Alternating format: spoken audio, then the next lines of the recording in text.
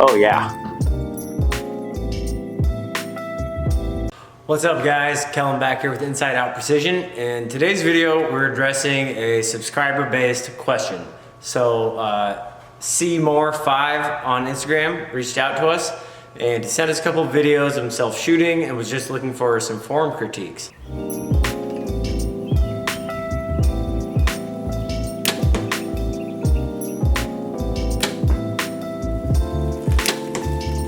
So before I get into what I see that's wrong, I want to tell you what I see that's right, Chris. And the first thing that I really like is your front hand. You have a really good grip. I don't see a lot of torque. I don't see, you know, fingers that are coming around the bow or squeezing the bow. It seems like you have a good relaxed hand. You know, all the pressure is on the back of the grip, pushing that bow towards the target. So that's really good. Keep that up. The second thing that I see that I like is the amount of, well, basically your anchor point and the amount of face pressure that you have. So you see a lot of people, and I deal with this all the time when we're tuning, where people come in, and I'm using my finger as the string here, but they come in and they bury their nose and they bury their face on the string. And the problem with that is a lot of these bows these days have very high let off. Like even, I mean, you know, a competition module is, you know, 70 to 80% let off, which means that any little pressure on this string is going to affect the direction of the back of the arrow. I've used the term before, and I'll say it again, that it takes a small rudder to steer a very large ship. And in this case, the back of the arrow is the rudder. So if I'm pushing on that string really hard while I'm aiming, it's gonna influence the starting position of the back of the arrow, which then in turn influences how that arrow comes out of the bow and ultimately my point of impact. You don't have a lot of face pressure, so that's really, really good. I like that. Now we have to get into the part that nobody likes, which is the critiquing of the form.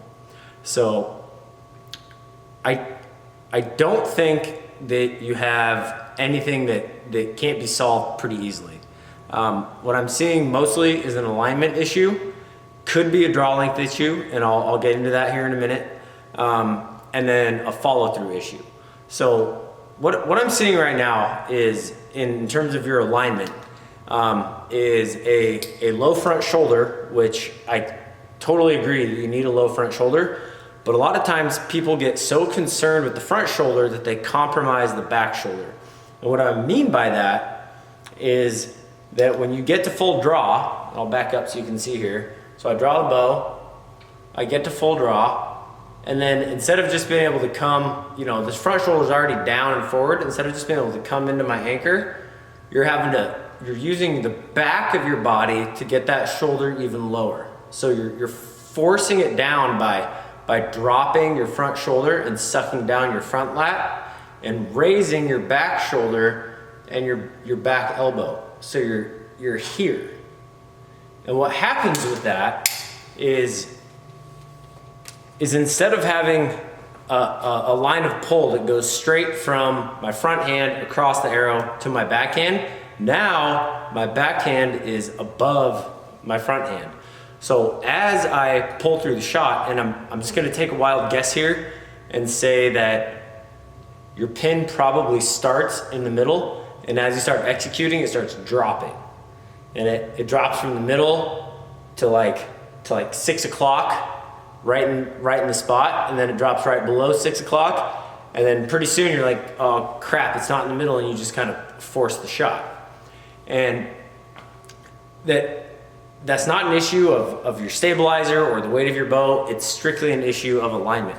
So again, what I'm seeing right now is you get the full draw and you're right here, and then instead of just bringing this hand to the face, you're raising this back shoulder in order to drop the front shoulder, where they should just be a straight line across. Now obviously from your shoulder to your back elbow, there's your what we call land 2 in USA archery, which is the distance from my shoulder to my wrist, or excuse me, my elbow to my wrist. Obviously that's going to be at a slight incline, but what shouldn't be at an incline is the the level from where my shoulder comes into my trap here and my shoulder comes into my trap here. That should be a straight line. So I'll show you up close. So there is proper alignment. See, from basically where my shirt touches my neck on both sides is a straight line. Now, if I raise that, now you see how it's an uphill slope from my front shoulder to my back shoulder. Which again, as I pull through the shot, and this is an exaggerated motion, but as I pull, if this arm is higher than my front arm, it's gonna pull that front shoulder down. So as I pull, boom. And you'll see follow through like that where guys break apart and it goes tunk instead of tunk. And it could just be an alignment issue. And the easiest way to tell this is to either film yourself, which obviously you can do because you sent me these videos, or literally stand in front of a full length mirror. It could just be alignment. It could be a draw length issue. A real telltale sign if your draw length is too short is if after 50 arrows, your neck and your trap hurts, like right here on the backside, your draw length is too short. So if you're looking in the mirror and you get the full draw and everything feels like you're in alignment, and I'm overextending to show this because my draw length is right, but if if you feel like everything is in alignment and your hand is here and that string is an inch in front of your face or a half inch, you need to just lengthen your draw. And it could be that simple. It might be a combination of both. But what I really want you to work on is shifting the axis of your shoulders basically. So what we want is a T. Right now, you're kind of like an italicized I, like an italicized capital I, where your torso, your hips are kind of kicked forward, this back shoulder is high, and from this shoulder to my front hand is a downhill incline, where we want it to be here. So take it from here to here. This is something that might feel kind of uncomfortable at first, but I guarantee you when you do hit that alignment, you're gonna notice your pin just sits there instead of starting and then dropping and dropping and dropping. It might move around a little bit, but it won't feel like somebody's holding your front arm down. So work on your alignment, and if you need to, extend your draw length. Start with a half inch. If a half inch is too long, put a couple twists in your string and shorten it up 1/8 of an inch. 1/8 of an inch sounds like nothing, but in terms of draw length, it can really make a big difference. So again, I want you to start just how you're doing. You have really good posture before you draw. That's another thing I really like. Keep that posture. So you come here, draw the bow. From here, you should be able to just go straight into your anchor point. You shouldn't have to make a body edit like this to get into your anchor point. It should be here, right? So instead of that shoulder being down, instead of your front shoulder being down and back, which is different than down and forward, you need to work on dropping that back shoulder and then keeping this front shoulder low. We're not bringing it up here. We're keeping it low, but down and in front of you, and this back shoulder needs to be down and back instead of up like this. Those two things will help you a lot.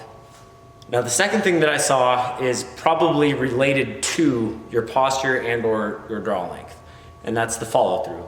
So watching the videos, what I saw was instead of a follow through that came, as you're pulling and it comes back over the collarbone here, what I'm seeing is one that comes, and I'll show it from the back, it's coming around. So it comes out and around like this instead of just right here. And I've said this before, but follow through is a result of proper shot execution. It's not something that's forced. It's something that for every action there's a reaction. And when the action is proper alignment and proper shot execution, the follow through is just a reaction of that. If you want to see really good follow through, look at shooters like Chris Schaff, Sarah Lopez, Maya, who I coach, she has a phenomenal follow through. You can see that they're not forcing it. When the bow goes off, that hand just naturally comes back over the shoulder, or excuse me, over the collarbone, because that elbow is pulling the hand. And that might sound like kind of a weird nuance, but think about when you get the full draw. You're here, shoulders are down, come to your anchor. Imagine from this hand to your elbow, it's basically just an inanimate object. It's just dead. You pull your elbow, so once you get into that position, once you get here, I'm pulling my elbow with my rhomboid and my trap right here. That's what I'm using to brace and build that back tension. And as I'm pulling, I'm just slightly contracting those muscles. What that does is that pulls your elbow, which in turn pulls your hand. What I see a lot of the time is people who use their hand to push their elbow. So when the bow goes off, that elbow just drops and the hand comes back, but the elbow drops. If you're executing the shot properly, those muscles, like I said, your rhomboid and your trap start expanding. When the shot breaks, they pull your elbow back, which pulls your hand back instead of your hand pushing your elbow. So it's here, not here. Now, I understand there are a lot of shooters out there that there are different methods to this. I'm by no way saying this is the only way to do it. This is just what I've seen a lot of success with. I know a lot of pros who shoot this way, and it seems to work out for them. Again, I know these seem like kind of nuanced little things, but I think if you work on these, it'll really help your shooting. If you have any more questions, and by you, I don't just mean Chris, I mean anybody watching this, please reach out to me. I love answering these questions. If you want to comment in the comment section below on YouTube, please feel free to do so. If you have a more urgent question, please feel free to reach out on inside_out_precision on Instagram. I generally see those a lot faster. These are things that they take a little time to work on, and you really have to be able to see yourself doing them. So set up a mirror, set up a camera, ask your girlfriend, ask your wife, ask your brother, whoever, to film you. But it's not gonna get better if you don't take the steps to make it better. So I hope this helped a little bit, Chris. I know that might be a little long-winded, but I try to go into detail for these things, try to explain it multiple ways so that, if one doesn't stick, maybe the other will. So I really appreciate you guys watching. I really appreciate you guys subscribing. If you haven't already, hit that subscribe button. It really, really helps us out. We want to bring you more good content. I love doing this. It sounds stupid. I'm sitting here in the range by myself right now, but I really like doing this. I hope you guys get something out of it. So thank you guys again for watching. As usual, until next time, keep it in the middle, and remember, precision is a decision.